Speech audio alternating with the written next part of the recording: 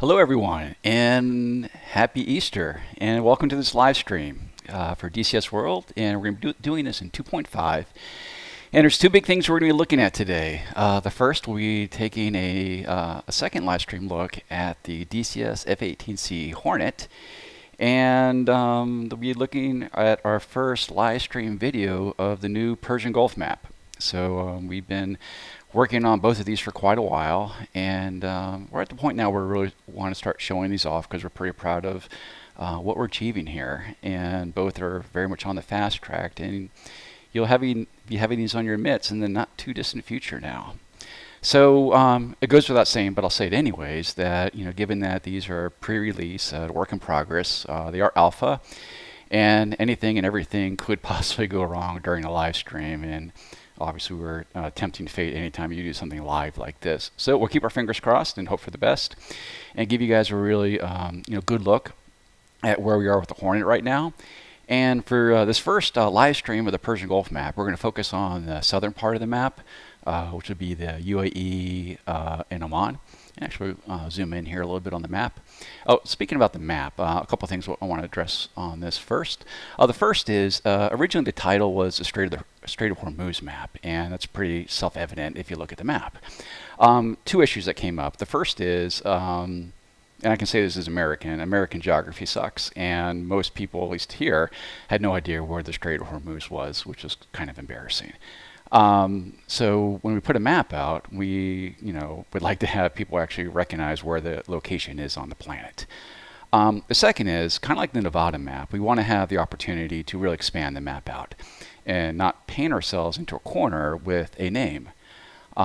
So it's our hope that at a later point we can expand this map out further to the north and hopefully to the west, and make it much more of a Persian Gulf map. So in many ways, the name change to Persian Gulf map is kind of future protection of the map as we evolve it, and keep it more accurate as we move forward on the future. So that kind of explains the little of the name change drama out there. So let's take a look at the map itself in the southern portion, which we're going to be flying around. And you can see the little flight plan that I have mapped out. And this will take us a while. So the distance between Al Dhafra and Bandar Abbas, it's actually much larger than you might assume here. And looking at a lot of the multiplayer servers and missions, we found this to actually kind of be the Goldilocks zone of primary bases between sides. And we think this is going to work out pretty darn well. And of course, you have Lar Air Base up here even further. Then hopefully later on we can expand maybe to the north and to the west, and there's a couple really large Iranian bases up there that we can hopefully get to at a later point.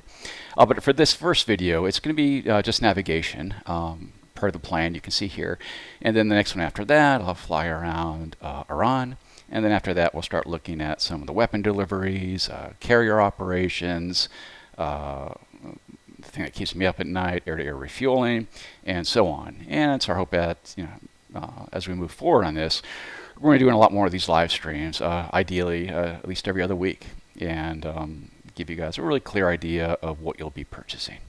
Okay, so let's go ahead and jump into our trusty Hornet.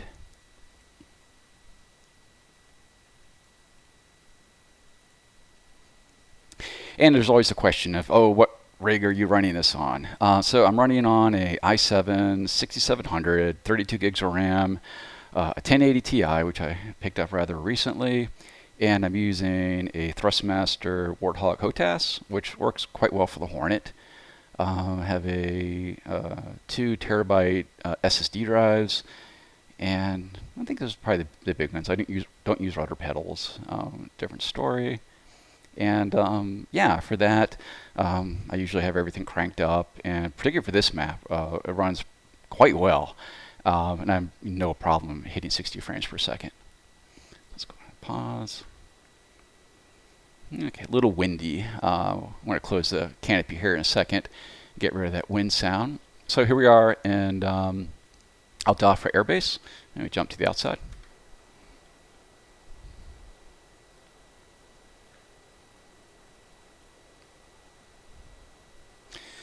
And here we are in a Blue Blasters jet.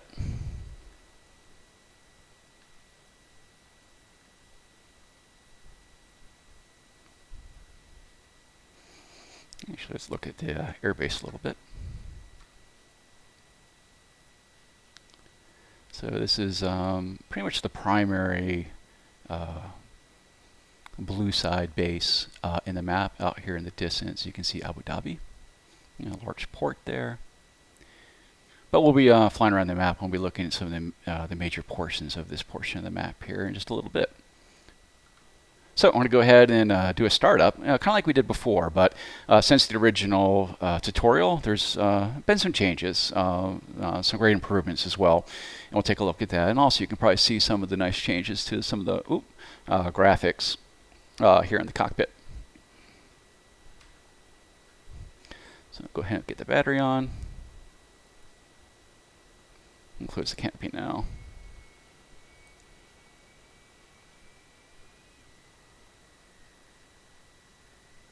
Okay, that's a lot better. Yeah, just my track IR a little bit. Okay, so I'll go ahead and check pressure. I'll do a fire test. Engine fire left. Engine fire left. Engine fire right. Engine fire right. APU fire. APU fire. Bleed air left. Bleed air left. Bleed air right. Bleed air right. Okay.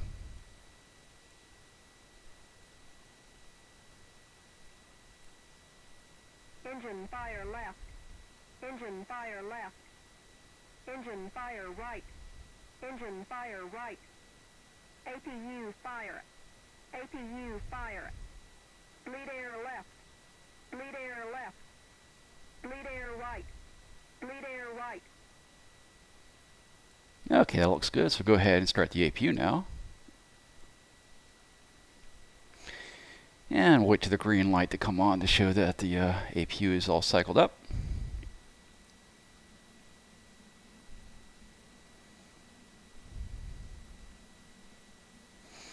And now we'll go ahead and crank the right engine.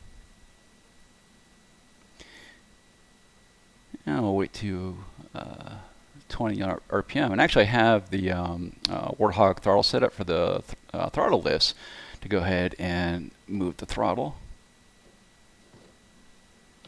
Actually, maybe I don't have it hooked up yet.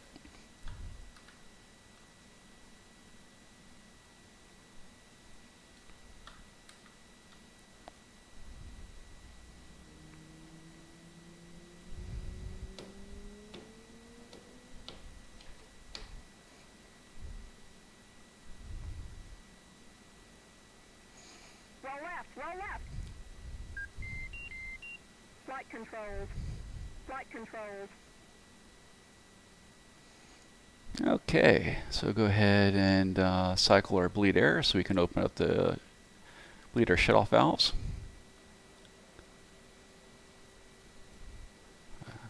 Turn on our displays.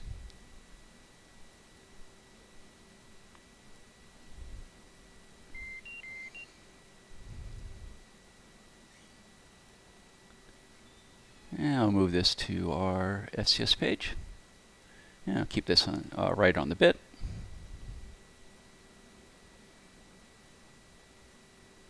Yeah, start our INS alignment. And eventually what will happen is on the HSI page you'll actually have essentially a countdown timer which will indicate your progress on doing a ground alignment or a carrier alignment for that matter for the INS system. Turn on the OBOGs. Actually turn down my TAC end now for later.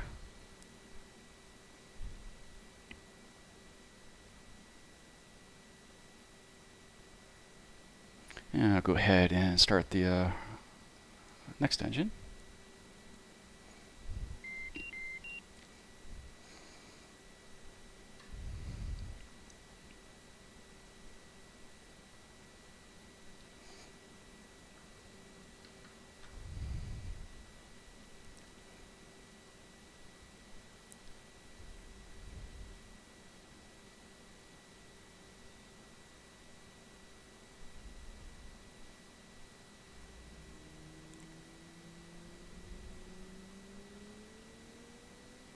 Okay, so with both engines started, Go ahead and adjust our lights.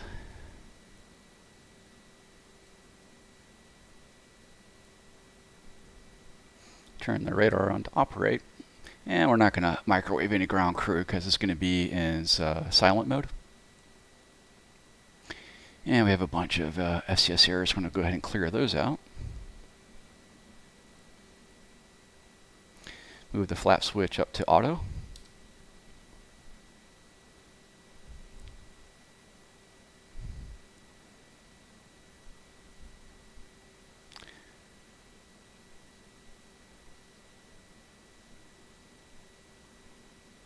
Okay, now I'm going to go ahead and run a FCS bit test.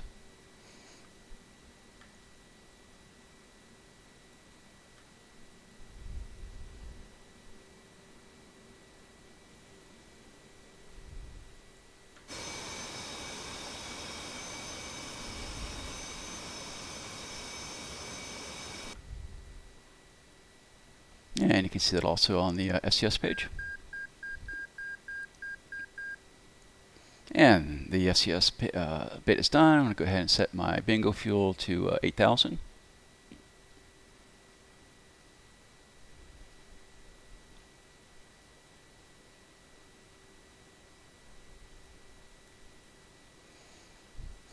And I'm going to go ahead and set my TACAN up for Al Dhafra.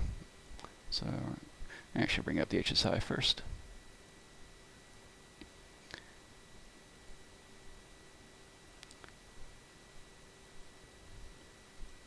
And it's 96 X-ray.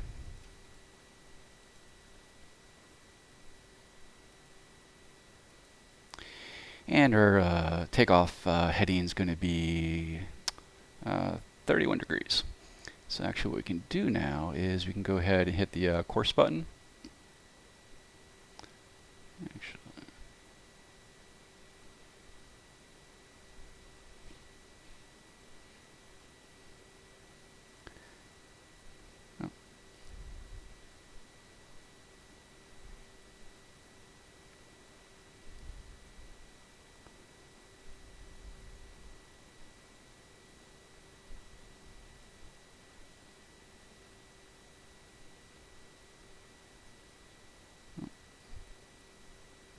okay, so that's all set up.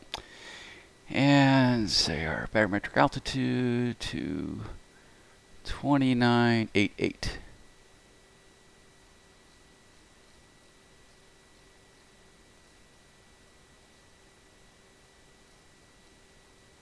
So all set. Uncage our backup ADI.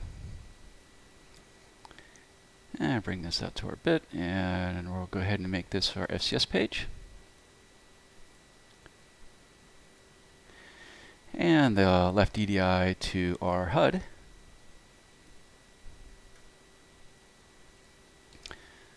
Nose wheel steering engaged. Navigation to nav mode. And start doing the last check through. Oh, put the radar altimeter on. And I'll set my radar altimeter to 100 feet.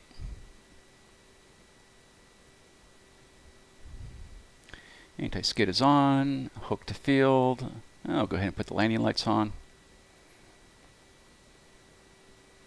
Everything looks good, so we're going to go ahead and taxi out to the runway now.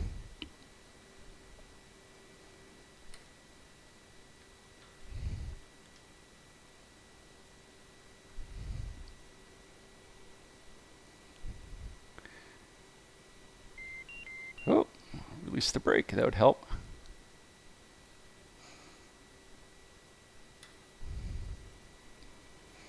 There we go.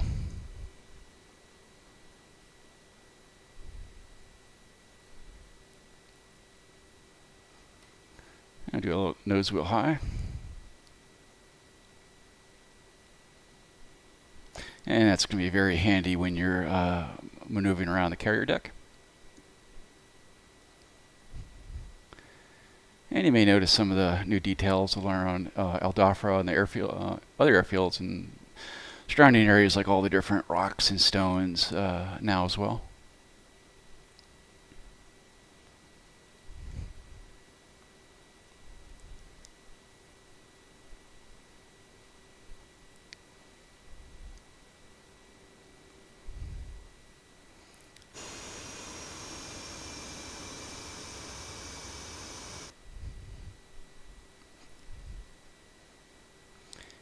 our flaps down to half. That'll be our takeoff position.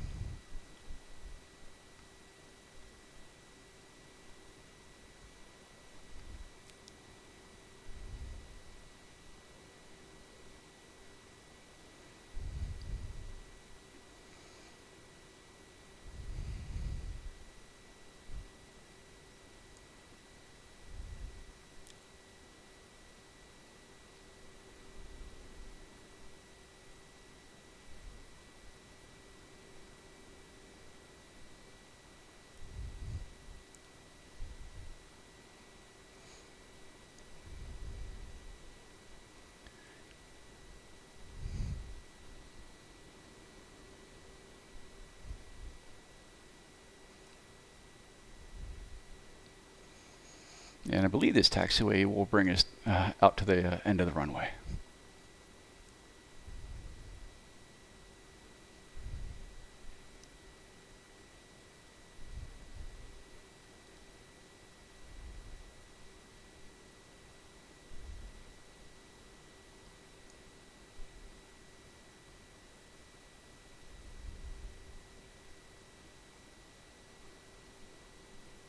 And you can see the one of the main ramps down there.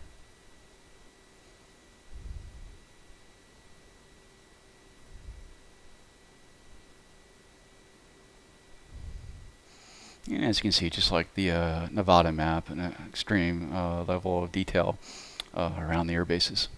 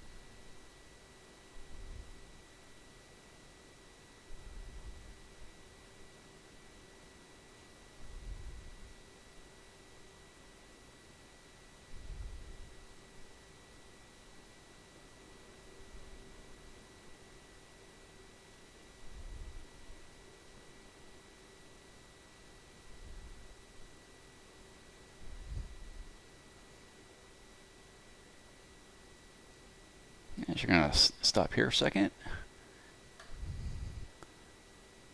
And just do a quick, now check exactly where I am on the airfield. Okay, about where I thought I was.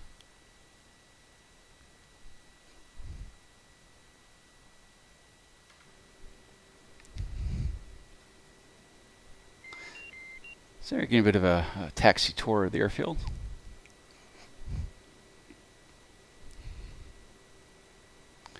I actually forgot to set takeoff trim.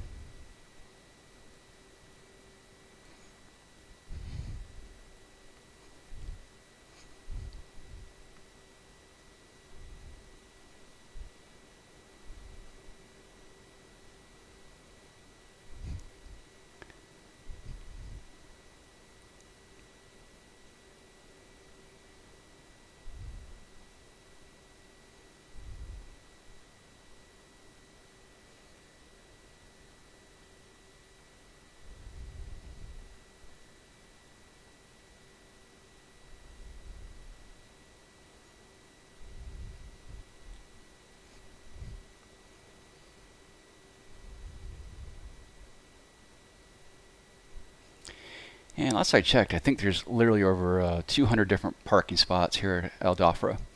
So shouldn't be any lack of multiplayer slots here at this base.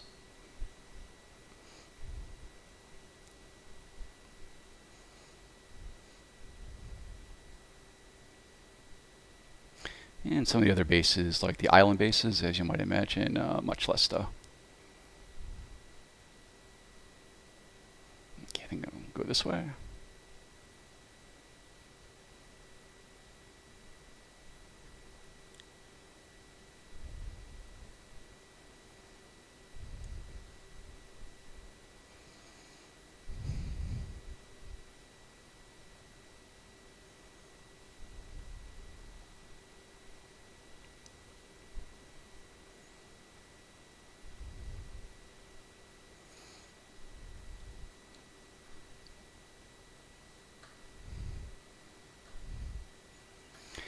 Okay, let's go ahead and set up the seat. Ejection, tighten the restraints, flaps at 12. Yep. Okay, traffic check.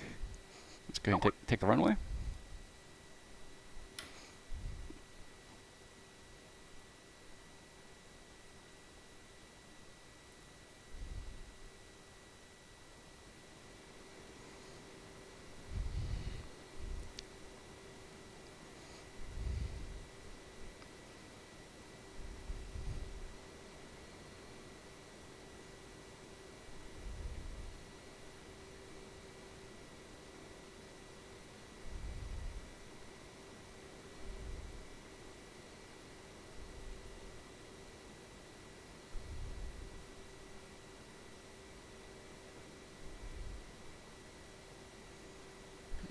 Brake hold.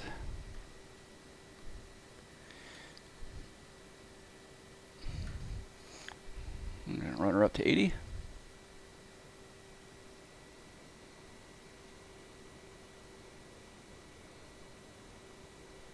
EGT looks good. Release.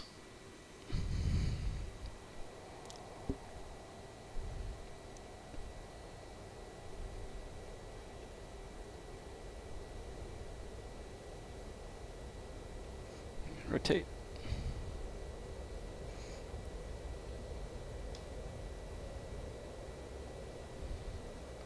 Flaps up.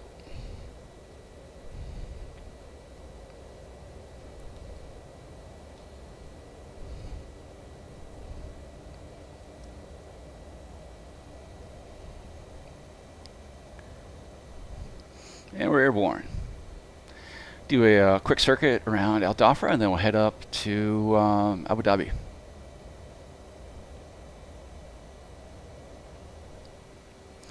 And go ahead and set up my HSI to the top.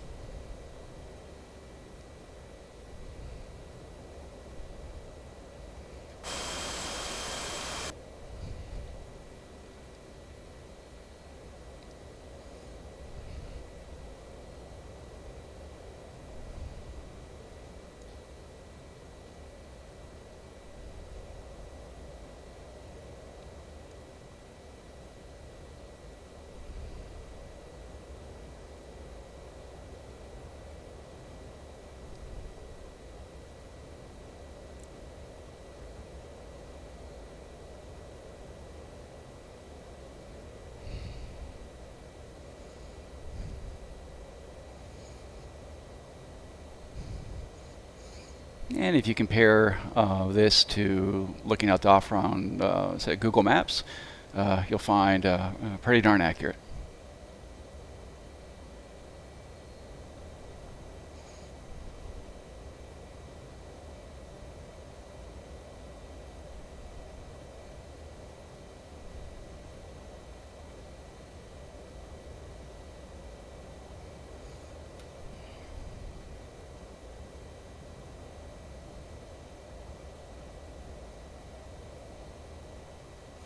Okay, so let's head out to waypoint 1, which I believe is Abu Dhabi.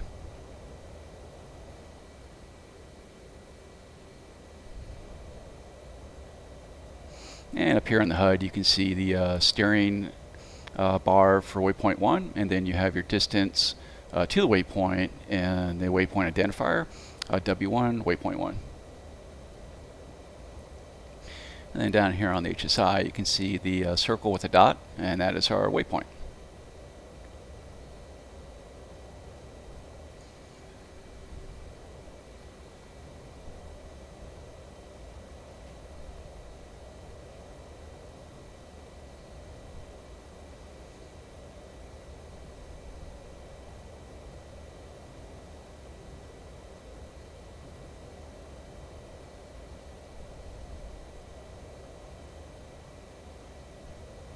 And what we can do is we can go do the sequence 1, And this will now actually display our entire flight plan.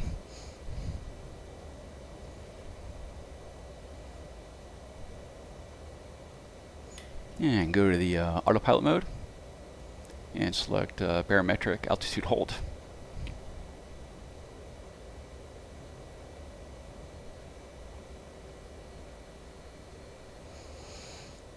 And we actually go to the waypoint data page, and we can actually cycle through our different waypoints here. A lot of waypoints in this flight plan.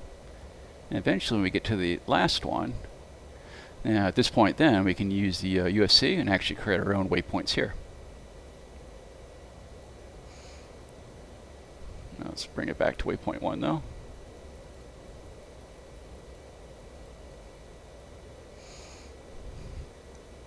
A bit slow. I've got like 3 bags of gas on, so very heavy, very draggy.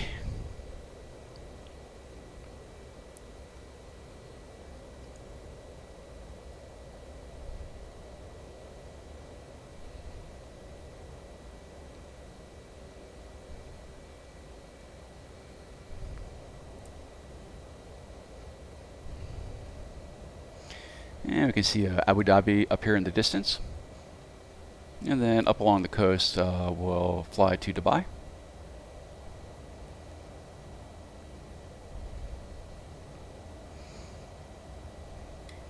And you're going to paddle switch to disengage the autopilot.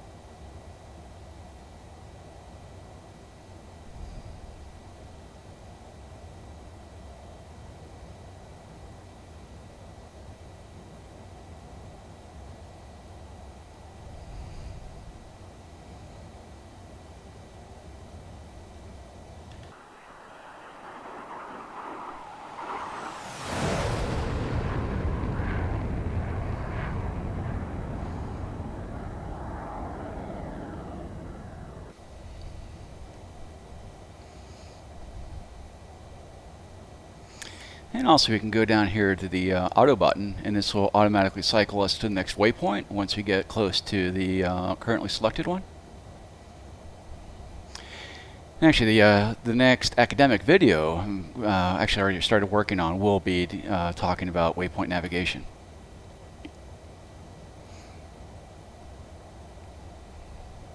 So the next location I believe is Abu, hold on, I am terrible with the new names. You know, and please forgive me for the pronunciation. Sir Abu Nair. And this is, you know, one of the many different Gulf islands that we have modeled in the map. And you can see out here in the distance we have a lot of auto-generated freighters and tankers and other types of shipping.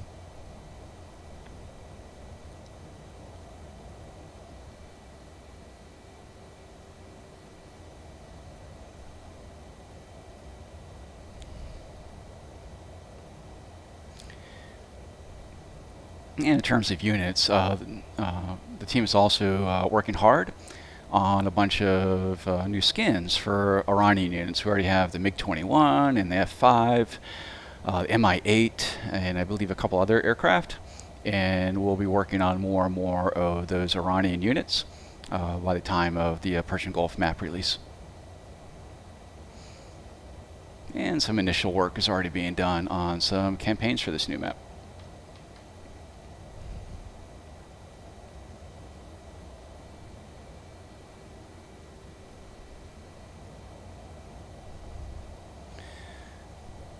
So I'm going to put this on autopilot for a second and look at the chat and try to answer some questions.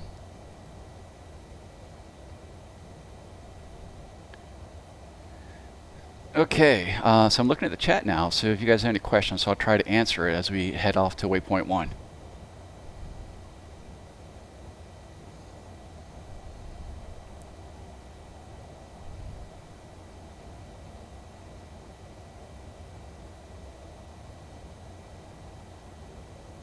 So with the F-14 and also the F-4 Phantom, obviously both of those modules are being developed. So once those modules are done and we have a brand spanking beautiful new model, at that point we create textures for those models. Or it really doesn't make a whole lot of sense for us to create textures for those ancient models. Release date, right now we're still officially saying for before the end of spring for the Hornet, and we'll be announcing the Persian Gulf news on that quite soon.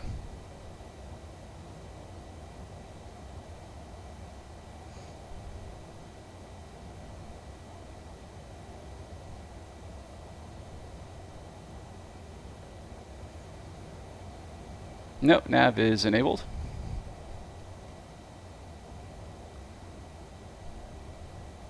Yep, I did break the gear doors. Unfortunately, you got to really be careful about raising the gear before you're over about 310 knots. And I got lazy, and the crew chief's going to be quite angry at me.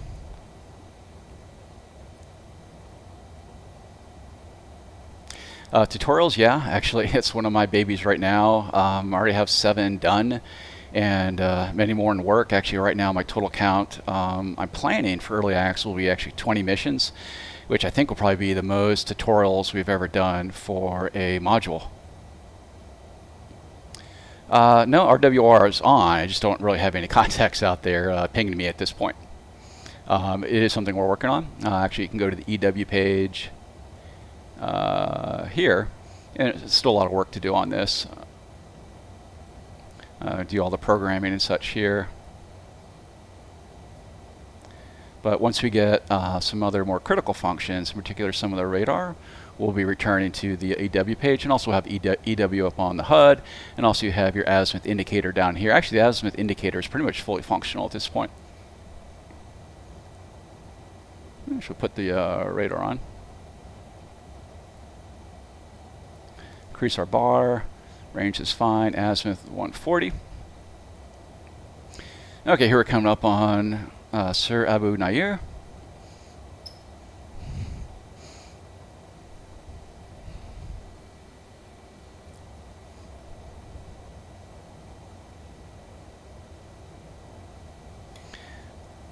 No, actually I forgot to turn on the MPCD.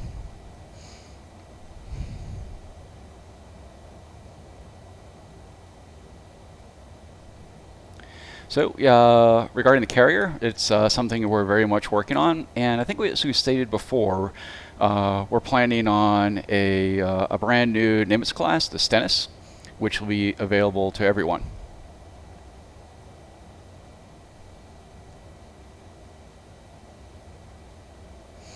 No, I don't believe this is at all the smallest map. So here's our MPCD, usually used for navigation. With the HSI display to it. And the interesting thing with the that display down there, when you're in VR, it's much easier to read because I guess the parallax issues, you don't have the stick in the way, and it's just much easier to read, whereas if you're in a 2D monitor, it's unfortunately a different story. But all the geometry is 100% correct.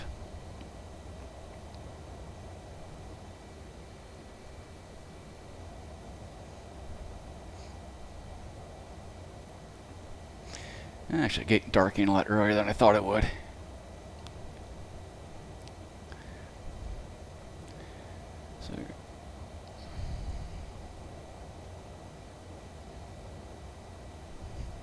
So up here to approaching waypoint 1.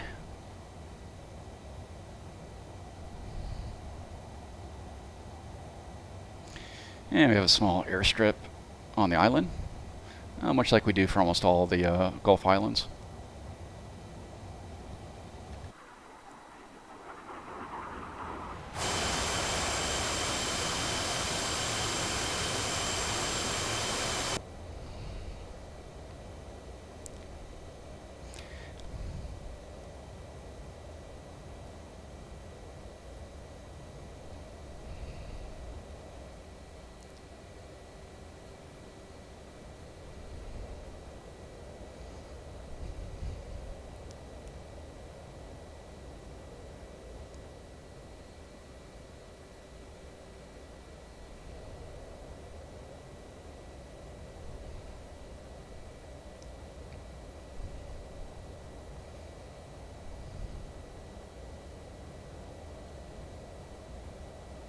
Okay, lining up for waypoint 2.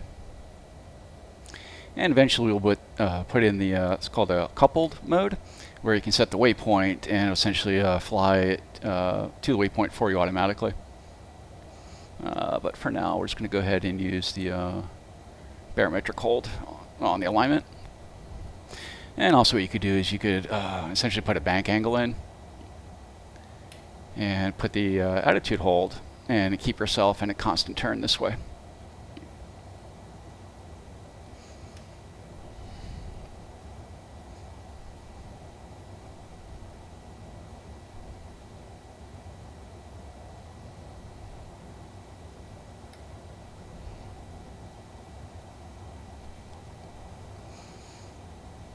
Okay. I'll push it up to Mach. And, you know, with those 3 bags of gas, a lot of drag going on here.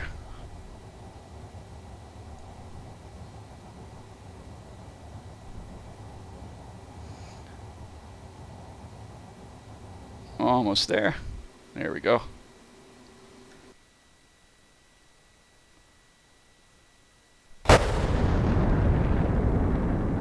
Ooh, that was loud.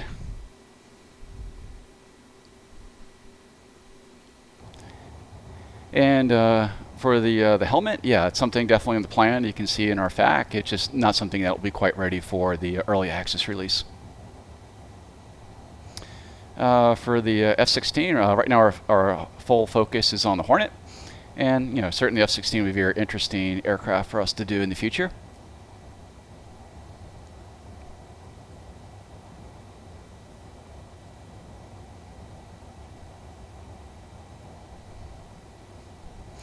And heading back to the coast here, and I believe we're actually in line for Dubai.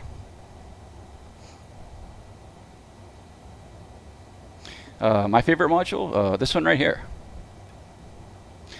You know, some of you guys may know my first project I ever worked on was actually a Jane's F-18, so very much feels like going full circle, being back on a Hornet again.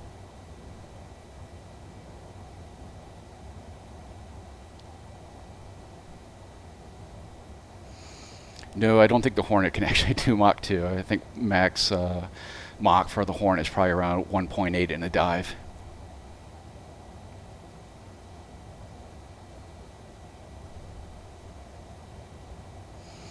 Yeah, just like the Viper, Apache would certainly be a wonderful aircraft to do at a later point as well.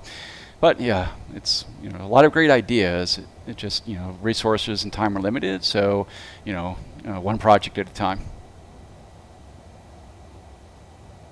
So it actually looks like we're coming up on Palms here.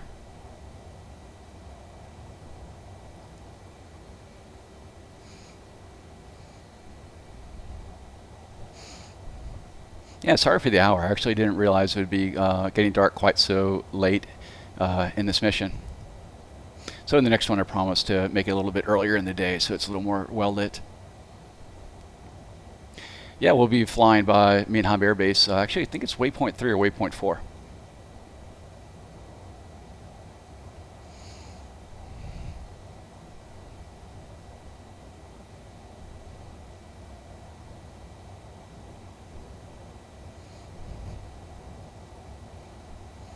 Yeah, this is certainly one of the more famous geographical landmarks here in UAE.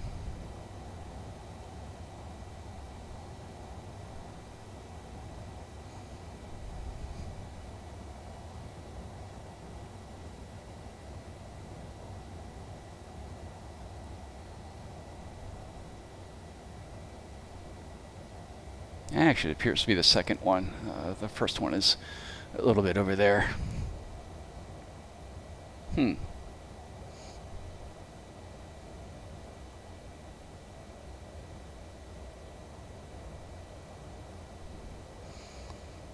get back on course.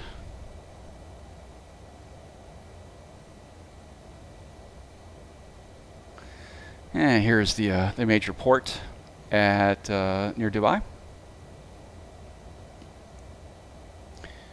And there's a lot of shipping containers down there. Yeah, we'll be flying by the Burj here in a little bit.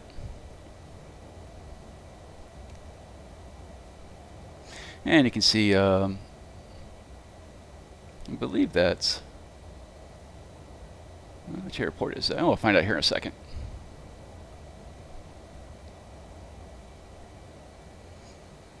Yeah, you can better see Dubai up there in the distance.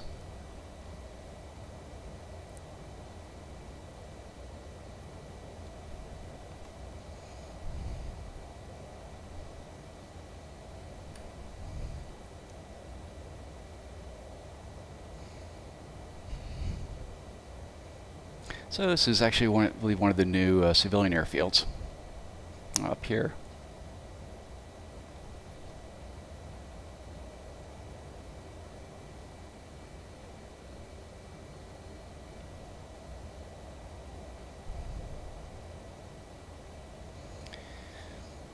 And some of the big things we're working on this map right now. We're finishing up a lot of the night lighting, particularly for some of the airfields.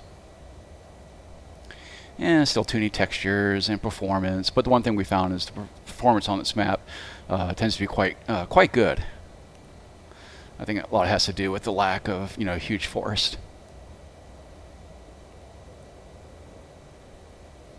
So I think the next stop is Minab Airfield. Is one of the two major military airfields in the UAE for this map.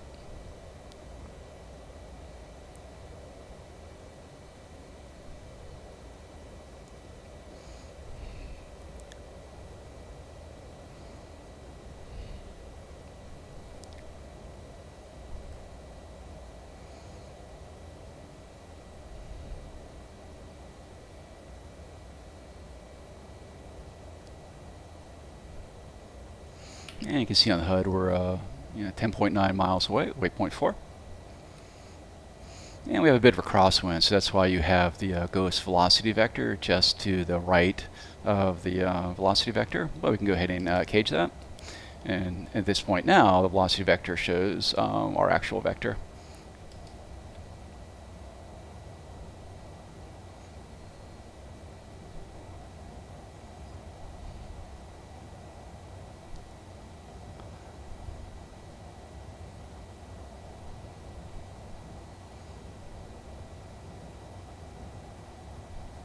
So what I'm going to do is I'm actually going to restart this here because it's getting really dark and you really can't see as much as I'd hoped to.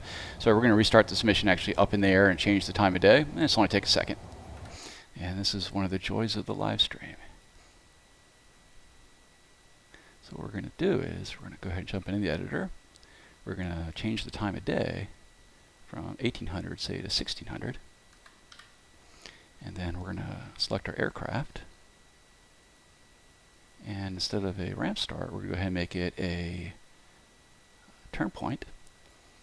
And we'll remove the first few waypoints here. So we'll kind of pick up where we left off.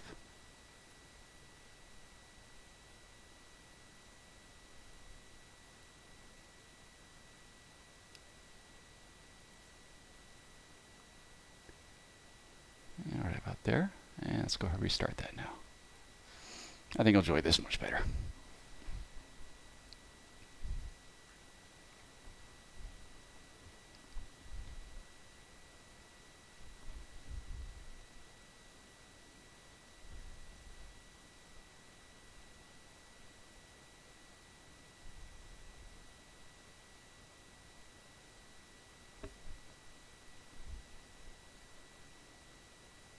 Yeah, it's better.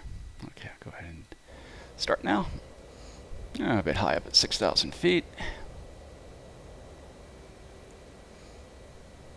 So that's the airfield we just flew by, what it looks like during the daytime. And now we're up, I think, right by the velocity vectors. That's been up. Let's go ahead and get the HSI going.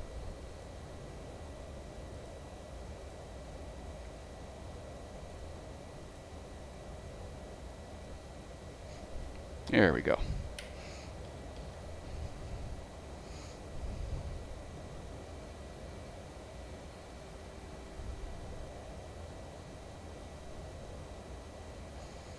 And still work in progress. The other thing we can do is we can go ahead and go, it's called the weapon designate, WPDSG. And we select that. It essentially makes the next waypoint a target waypoint. And so we have the target diamond here for the location, and the waypoint marker switches from the waypoint number to TGT for target. And the big next thing we need to do on that is actually then have the diamond out there in the world, which overlays the actual location of the designation. And that'll be really handy for auto delivery for bombs.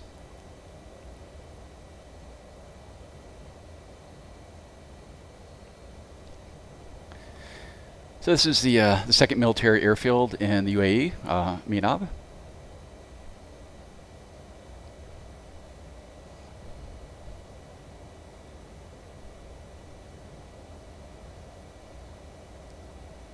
Altitude. Altitude. And we'll do a quick flyby.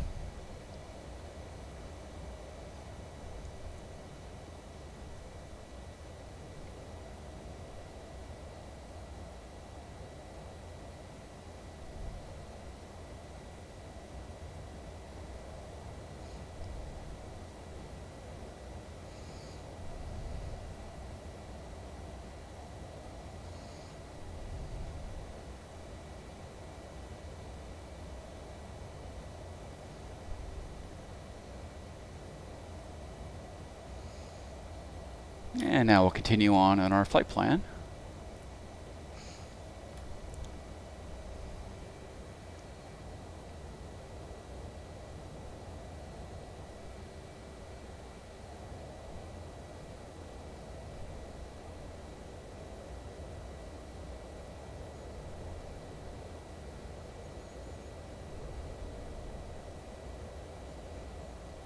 And this will bring us towards Abu Dhabi.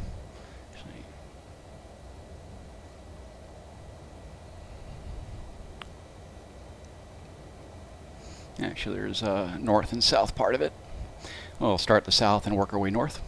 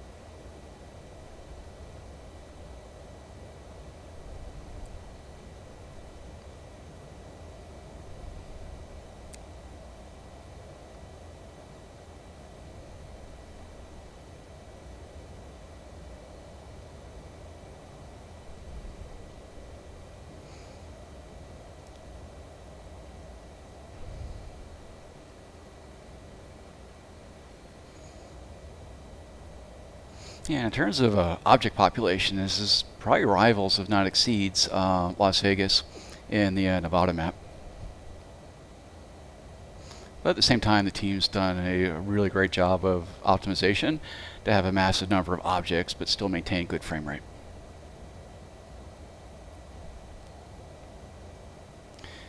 So I believe this is one of the big refineries we're approaching here, and then the big power stations.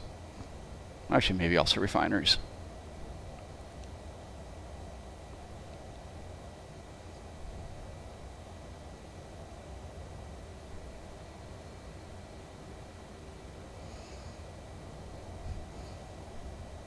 And if you're flying combat missions, and you're flying on the Iranian side, certainly some nice prime targets.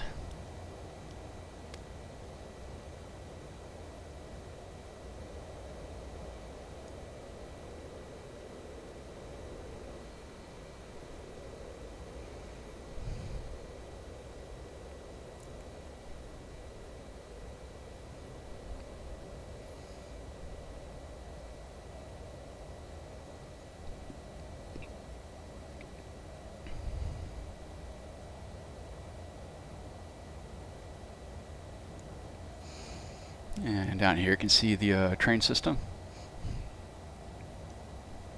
We love trains. This is the southern part of Dubai.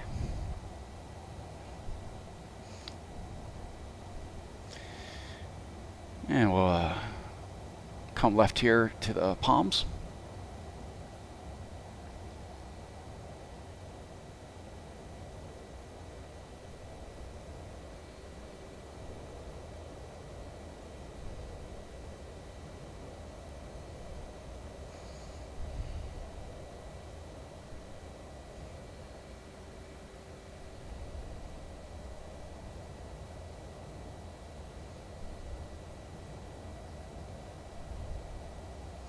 And I'm not sure the name of it, but I assume this is some very big, famous resort here.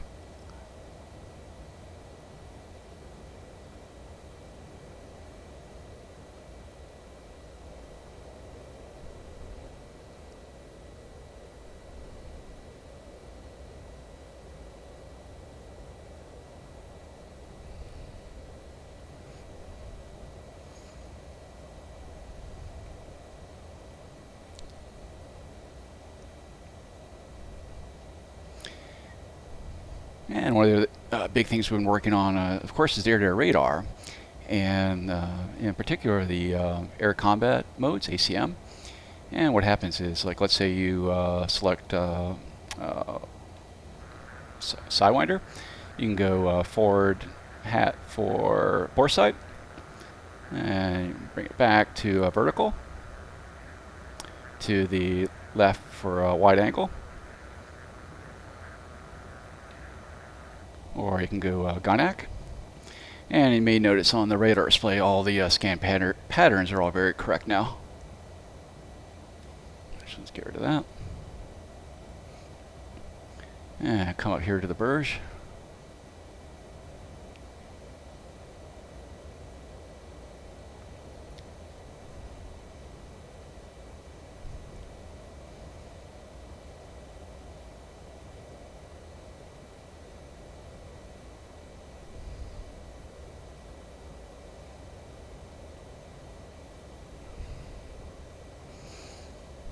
Yeah, probably the most famous landmark here in UAE.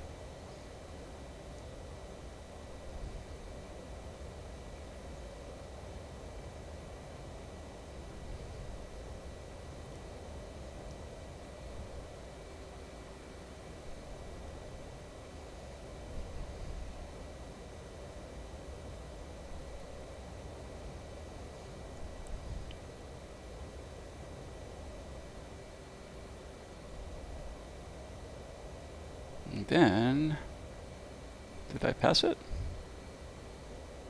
Oh, up ahead here is Dubai International Airport.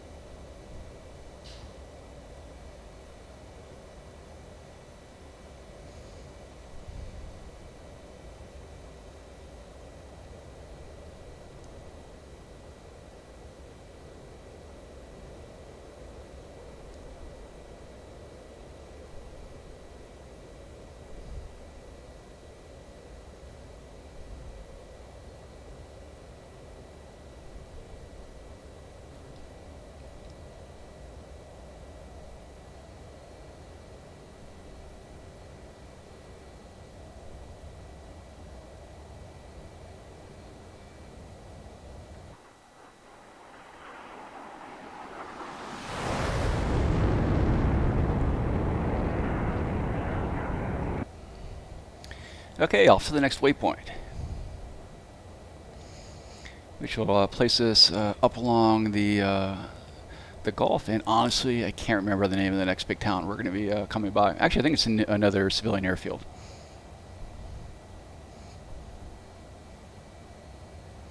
And you can see a secondary port of Dubai off our left wing.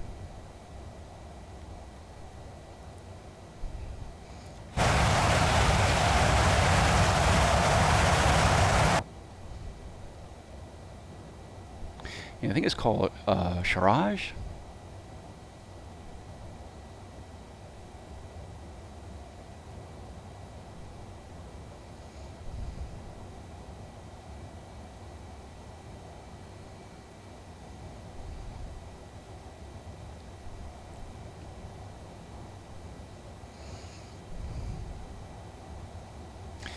So as you're starting to see, there's actually quite a few airports, even here in the UAE.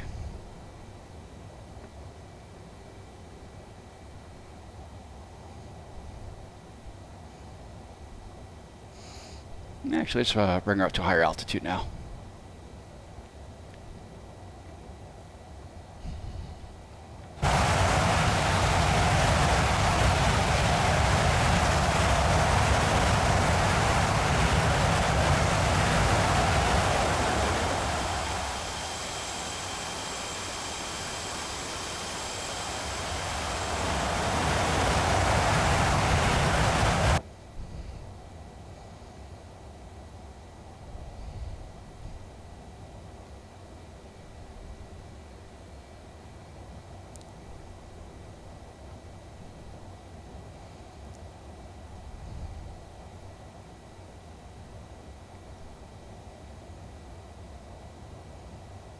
So what I'm going to do is I'm going to go ahead and align myself the next waypoint. Then I'll select attitude hold, and I'll try to look at some more questions. Oop.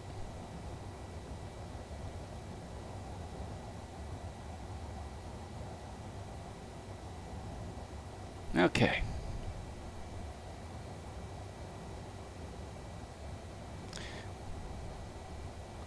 Actually, the wing vapor is very much work in progress, and I think they're updating it again. So right now it's not functional in this build I'm using right now.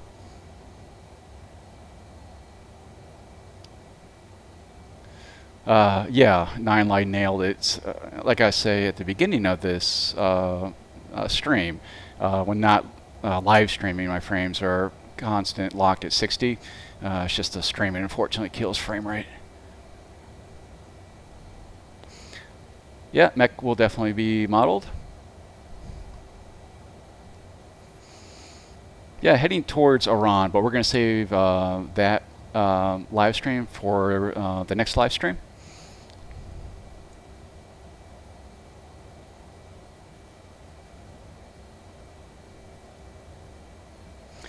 Regarding skins, you can take a look at the FAQ. Right now we're just focusing on actual F-18C operators, and then if time allows, then we'll look at doing operators of the F-15A and people who have upgraded their A models.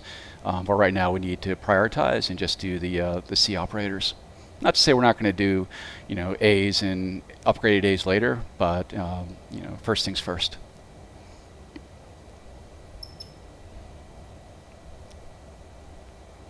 So now we're approaching the mountains near the northern end of UAE. And you can see we're at 13. Actually, I'll bring it up to 15,000 feet.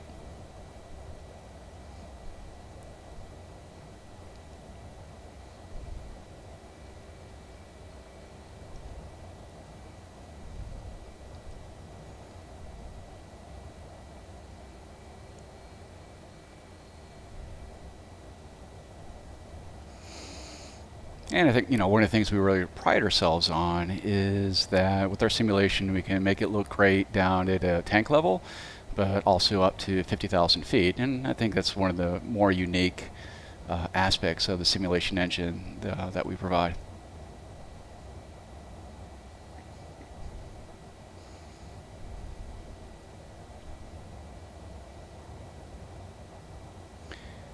Okay, so now we're lining up to the next waypoint, which will be CASP Airbase.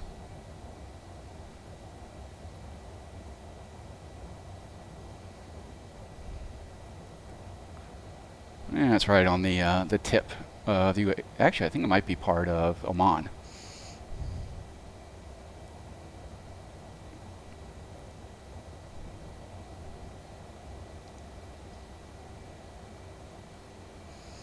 And you can see the level of detail in the mesh is probably the most we've ever done for a map. And you also may notice that even in the distance, the textures remain nice and crisp and don't get blurry, as they did in earlier versions of the Nevada map.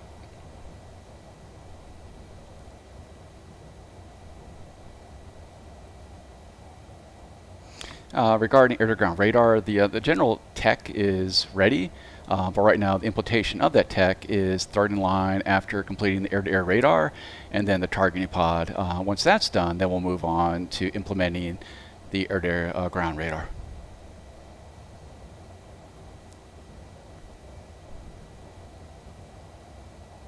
Yep, a lot of great targets in this map. As you'll see, particularly when we get to the Iran stream in a week or two, lots of potential DIMPs there.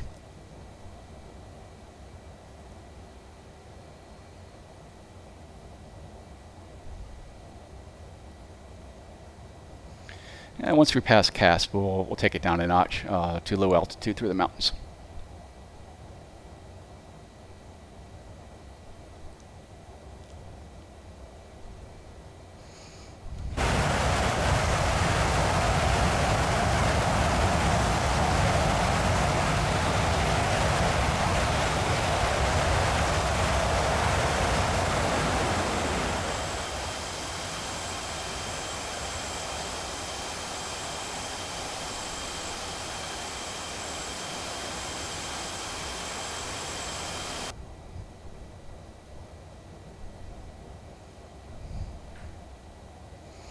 Okay, let's bring her down a notch now.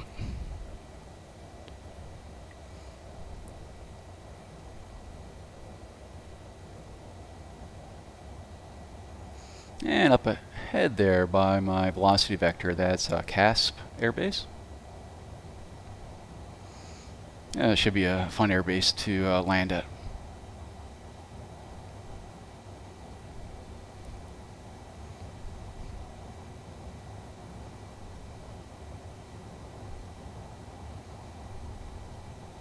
Altitude. Altitude.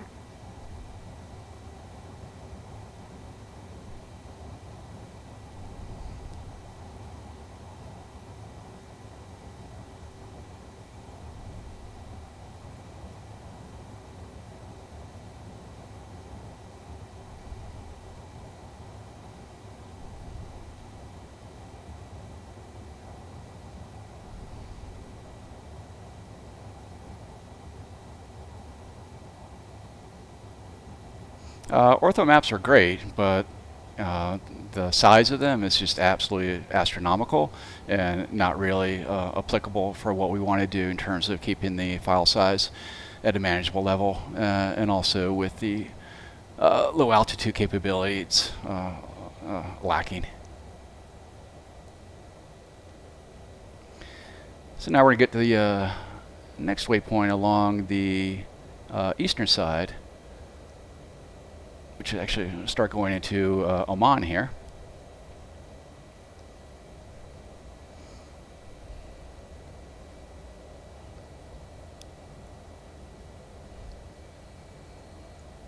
And I'm not sure you can see it, maybe way in the distance you can see the coast of Iran out there.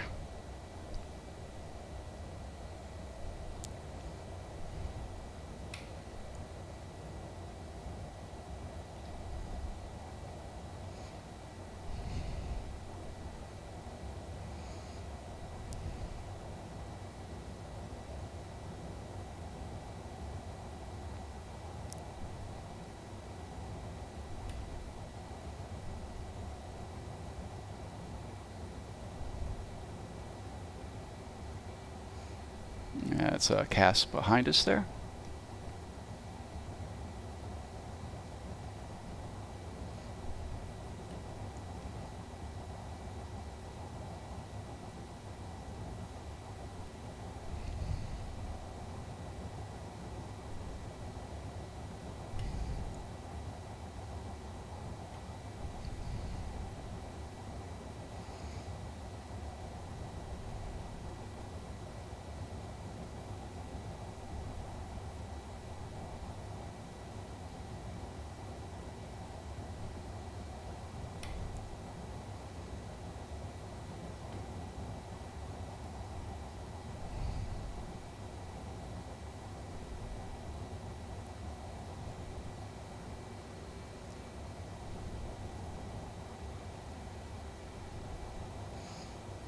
And what we're doing with the Persian Gulf Map, it's actually a blend of satellite textures and art-created textures.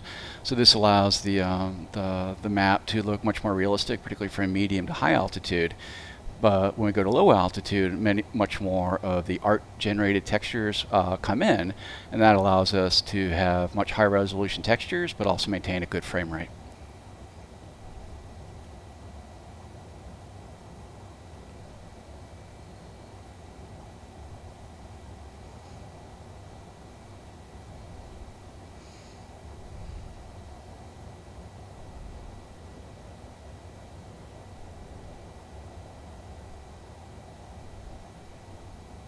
Altitude. Altitude.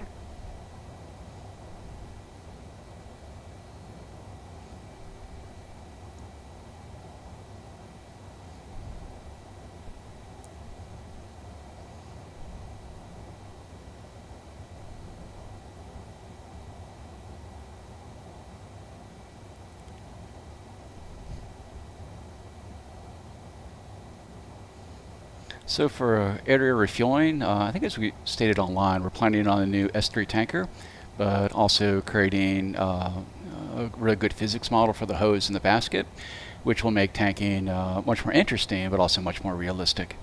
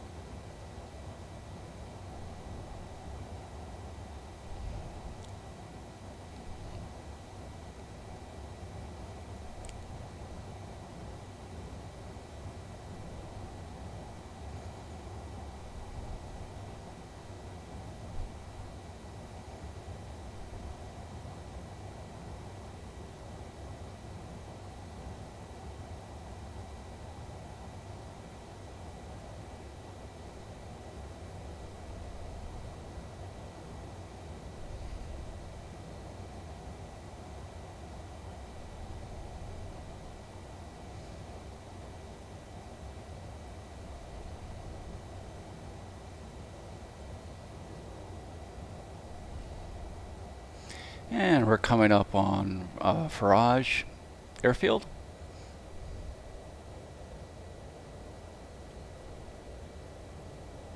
Which I believe it's actually maybe serves as a depot for retired aircraft. And you'll see a bunch of old airliners scattered around the airfield when we get to it.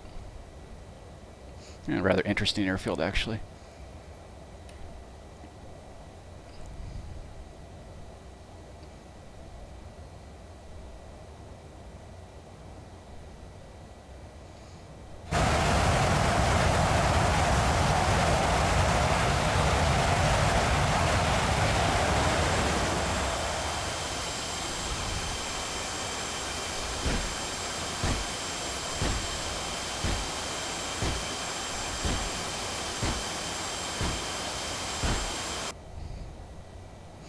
So one of the nice things you can do with the EW system and the Hornet, you can actually make up, I think it's 5 different programs, and then you can cycle through those programs and then be able to initiate them through a HOTAS command.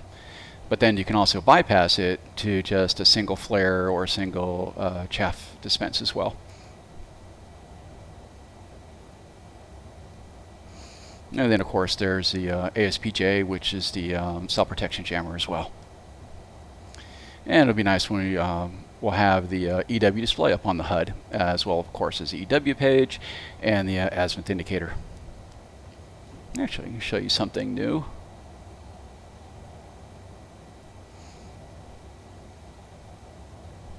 Where is it? There it is. Whoop! Now running the bit test on the RWR.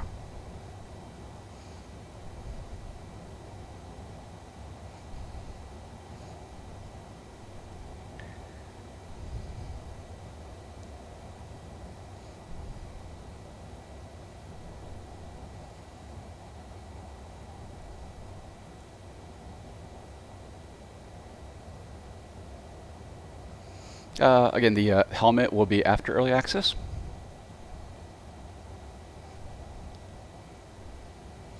Another refinery. And we're coming up on here, Farage finally.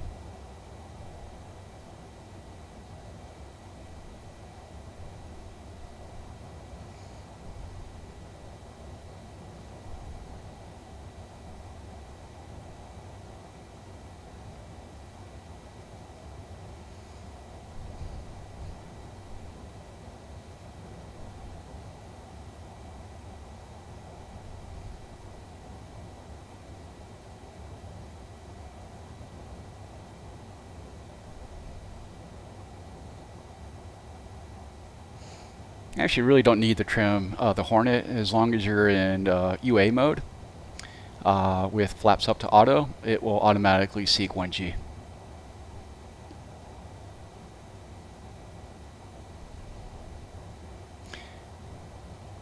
And here's our next turn point at Farage.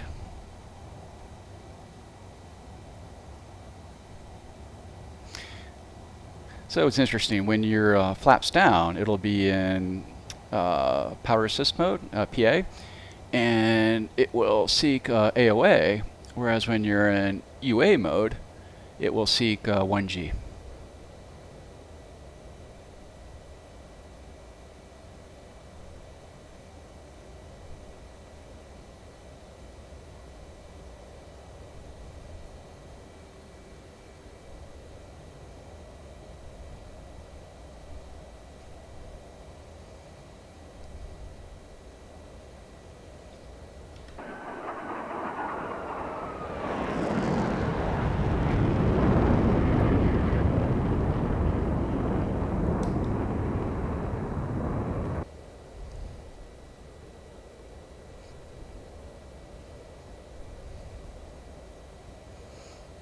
And that's been one of the biggest challenges of the Hornet flight model, is that it's not just modeling all the actual physics of the flight characteristics of the Hornet, but it's also at the same time in parallel modeling a complete simulation of the flight control system.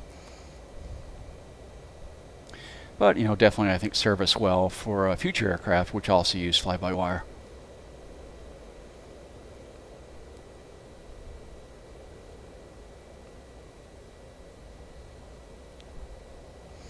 Okay, so we're going to go ahead and move on to the next steer point, and that'll bring us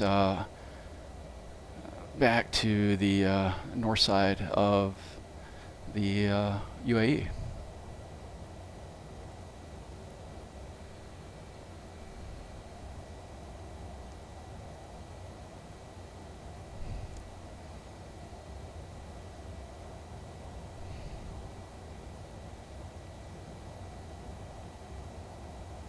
Yeah, we'll definitely be doing a movie map. It's just it's in the queue. Just right now, the guys who will be responsible for that, actually he's working on the radar right now. So once he's done with that, he'll probably move on to the movie map at that point.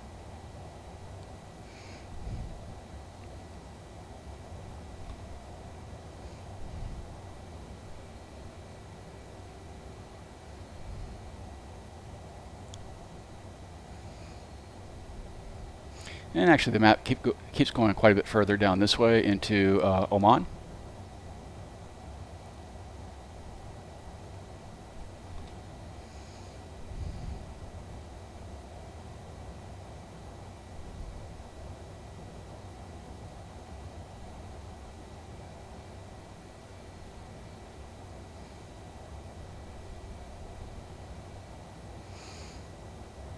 And I think you'll find that there's actually quite a bit of mountains in this map, despite some of the stuff I read online. Yeah, there's certainly some large flat areas, particularly in the UAE, but Iran is actually covered with mountains for the most part. And this part of the UAE and Oman, very large mountain range as well. So I think it'll definitely make some very interesting combat flying.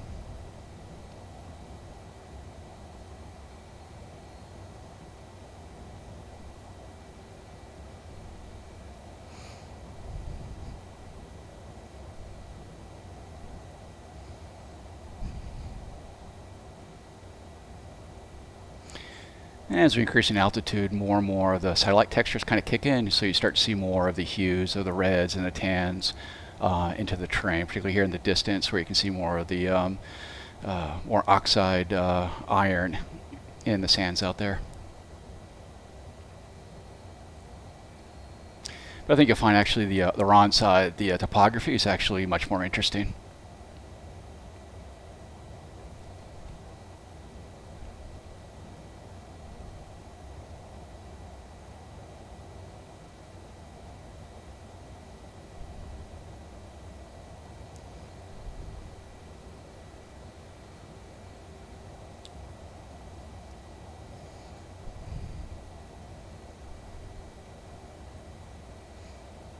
Yeah, you can see even in the far distance there, the textures and the mesh, keep together really well now. Really happy with that.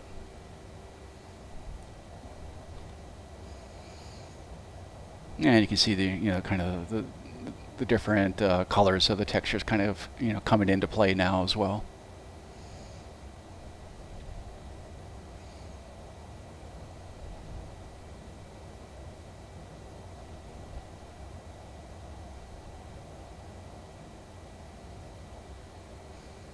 So yeah, in addition to the Iranian air units, we'll certainly do Iranian ground units as well.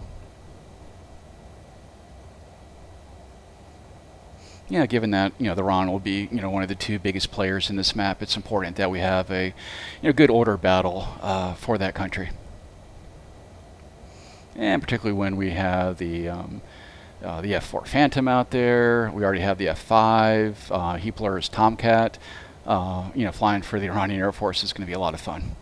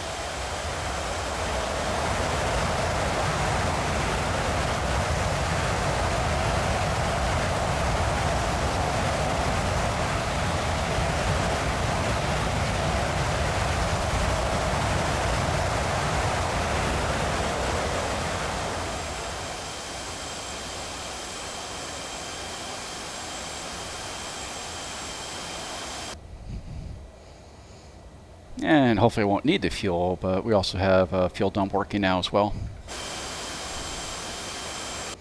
And that will be very important when you're coming back to the carrier and you have to meet a max trap weight.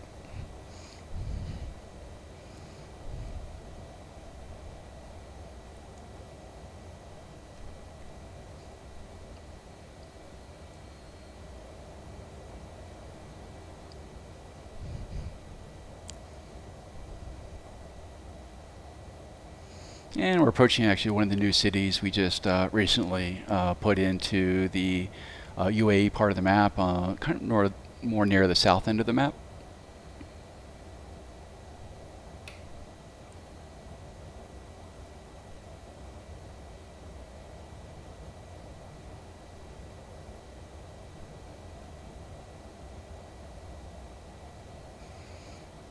And I'll go ahead and we can do a declutter on this.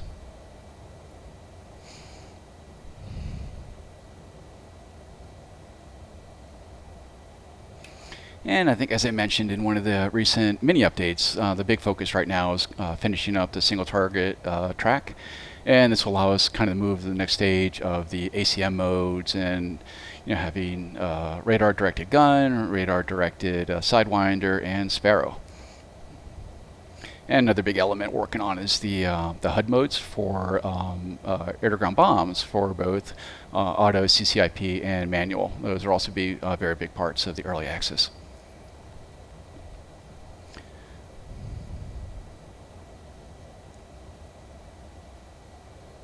As mentioned before with the wing vapors, those are very much in work again right now. Always trying to improve them. And a lot of times when you're working, you have to disable them for a little bit. So unfortunately, in this current build, they got disabled, but they'll definitely be there for the early access release.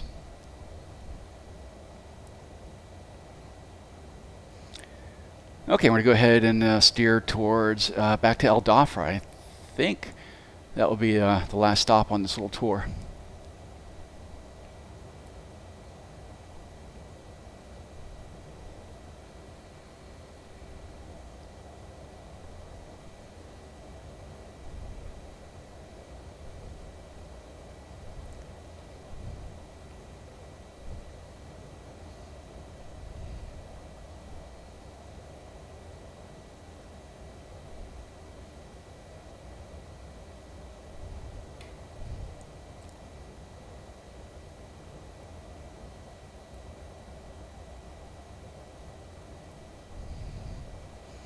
So I just put on the radar altimeter in preparation for the landing, and if you're over 5,000 feet AGL, you'll get that flashing B to indicate that the altitude is showing barometric instead of radar, which you selected on the UFC.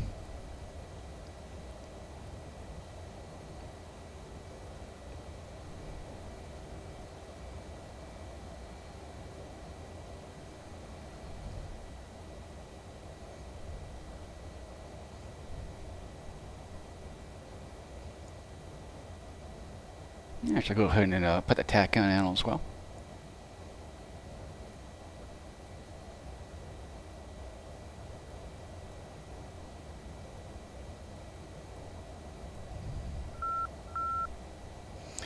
And we'll turn that annoying beeping off.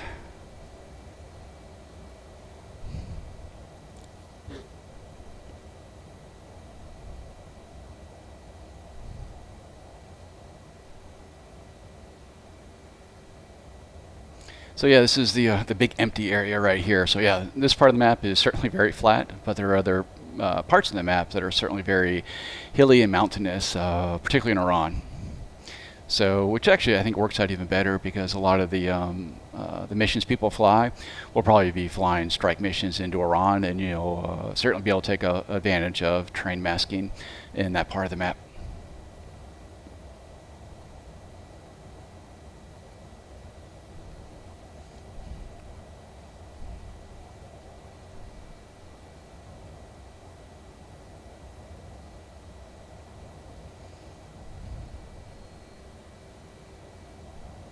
Answer some more questions. The azimuth elevation is still in progress, not ready to show that quite yet.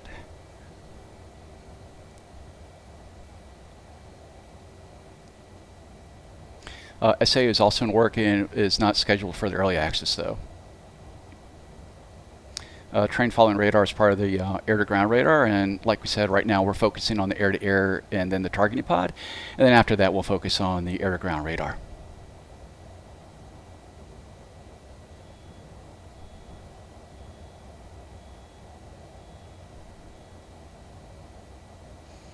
Well, it's not actually disabling the G limit. I think it just gives you about 30% more G if you really need it.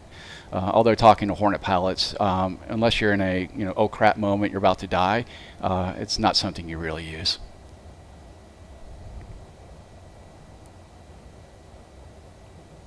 And actually, one thing, talking to some of the guys recently, I always thought, the G limit on the Hornet was 7.5. Actually, in fact, if you have a very lightly loaded Hornet, you could easily actually sustain about 7.8. Yep, wing flex is there. AGM-88 harm will definitely be in the game, just not for early access. For the early access, air-ground munitions will essentially be the unguided bombs, Mark 82 series, 83, 84, cluster bombs, Mark 20, CBU 99, rockets, those type of weapons. And then once early access is out, then we'll start focusing on more of the guided air-ground weapons. And for me, yeah, actually, the harm is probably one of the priority weapons in my book, because it really brings something unique to DCS, which we really don't have right now, a good long-range siege shooter. Yeah, with the Harrier we have the sidearm, but that weapon has a pretty short range, and it'll be nice to have harms working in DCS.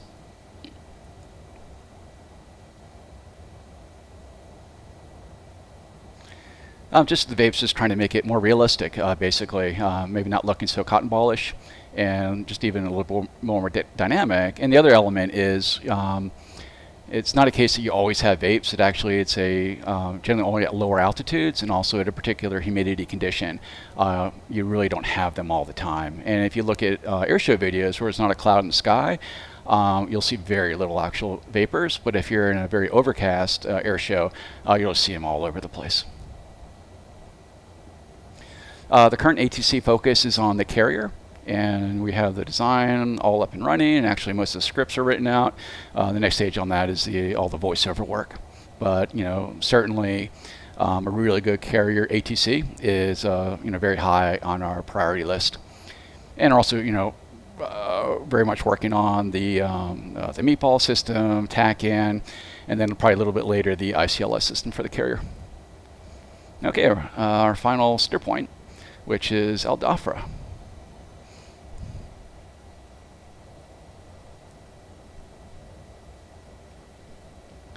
Yeah, Harpoon is still planned. If you actually go to the FAQ, there's a listing of all the weapons and sensors planned for the project. And it also breaks it down into what we have planned for the early access and what will come after the early access.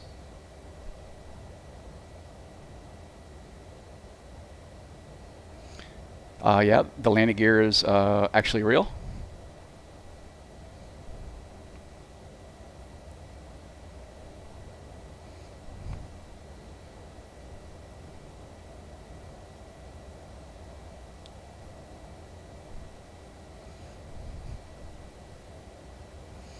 Yep, speed brake works.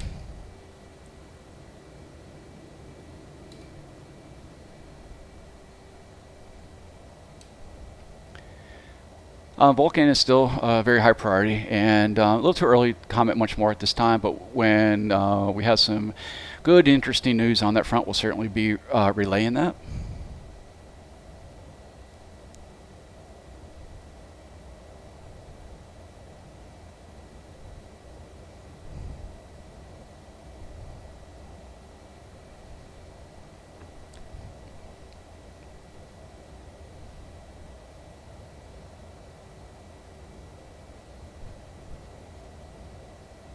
Yeah, you can see we have Al Dhafra at our 10, and Abu Dhabi out here ahead of us. Altitude.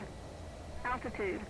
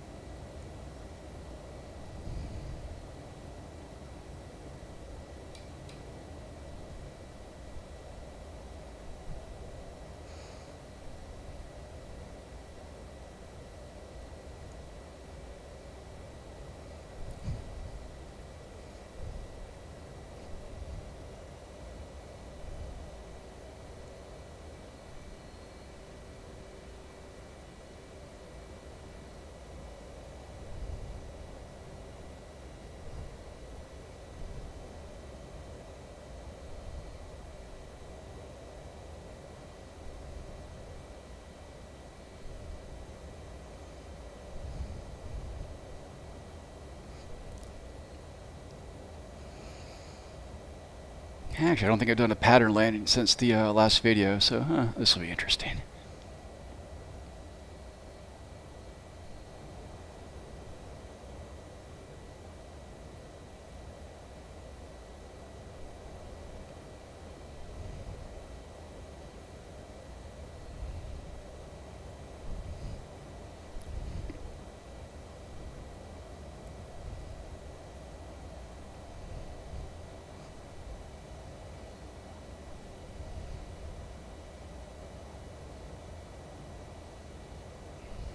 Very heavy too.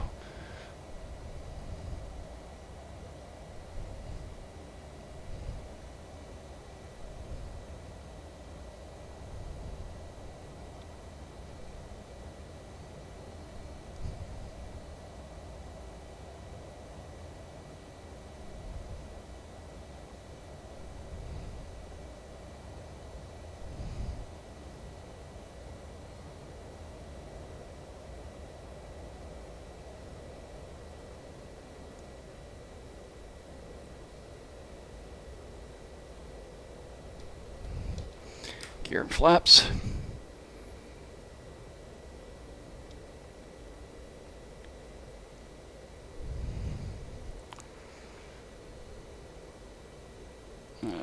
Little roll out. Establish AOA.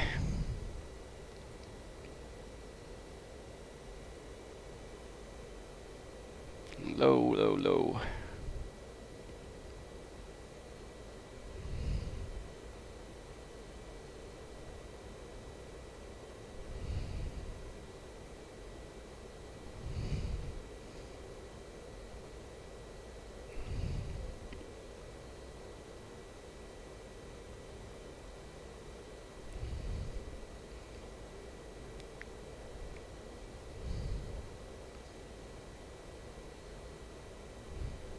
Yeah, I'm trying to get back up to about 600.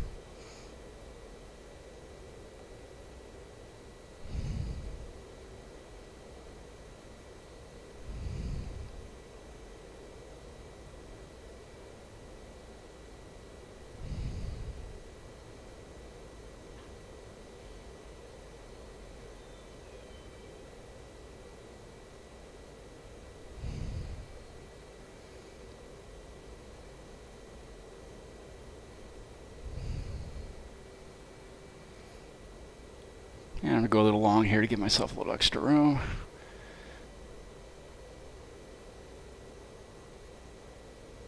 Looking for 30 degrees. Little nose high.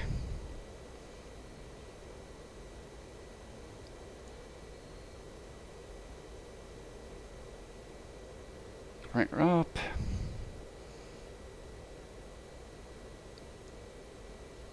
Aye, really long. Tighten her up.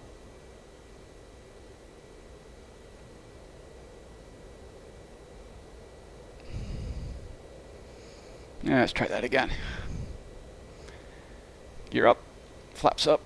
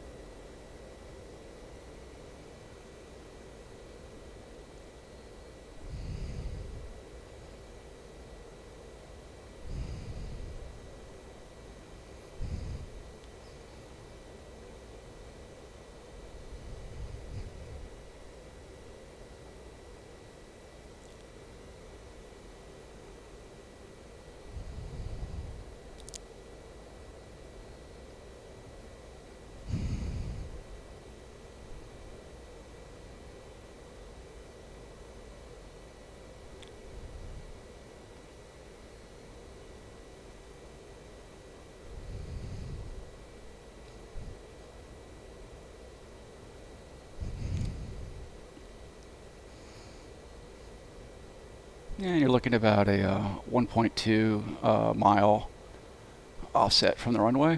Yeah, I think before I was probably way too close.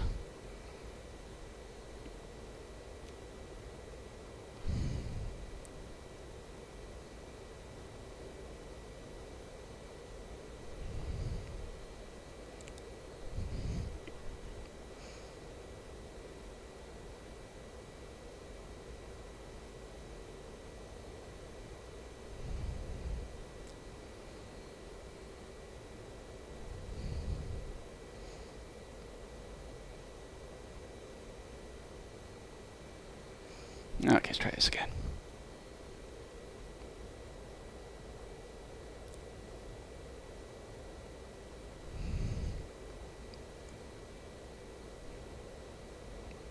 I think still too close. Yeah.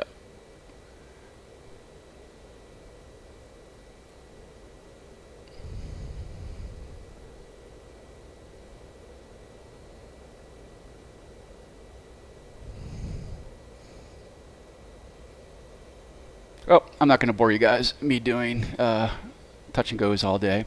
Anyway, I just mostly wanted to kind of show you where we are with the Hornet now, in the Persian Gulf Map. And in future videos, we're going to take a look at the Iranian side of the map. And then more functions of the Hornet as they we get ready for early access release. Anyhow, I hope you did enjoy this video, and we'll be doing more of these hopefully in the not too distant future. Thanks for stopping by, and I'll see you next time.